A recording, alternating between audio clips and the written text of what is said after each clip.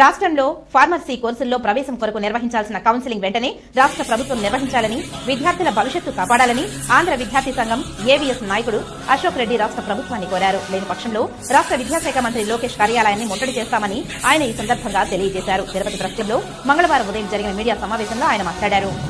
Engineering, agriculture, pharmacy సంబంధించినటువంటి entrance test ఏదైతే AP అని చెప్పేసి ఎంట్రన్స్ టెస్ట్ ఏదైతే ఉందో దీంట్లో దాదాపు 2 లక్షల చిల్లర మంది విద్యార్థులు ఈరోజు రిజిస్ట్రేషన్ చేసి క్వాలిఫై అవ్వడం జరిగింది. రాష్ట్ర వ్యాప్తంగా ఈరోజు విద్యా సంవత్సరం సగం విద్యా సంవత్సరం ముగిసినప్పటికీ ఈ రాష్ట్రంలో దాదాపు 30 కళాశాలలు, దాదాపు 90 కళాశాలలకి జీవోలు ఇష్యూ చేసి ఫార్మసీ సంబంధించినటువంటి కళాశాలకి రాష్ట్ర ప్రభుత్వము 90 కళాశాలలకి జీవో ఇష్యూ చేసి దాదాపు 30 కళాశాలలకి జీవో ఇష్యూ చేయకుండా ఈ రోజు రాష్ట్రంలో సగం విద్యా సంవత్సరం పూర్తయినప్పటికీ ఇప్పటి వరకు కూడా ఈ రోజు కౌన్సిలింగ్ ఏర్పాటు చేయకుండా నిర్లక్ష్యం చేస్తా ఉన్నారు.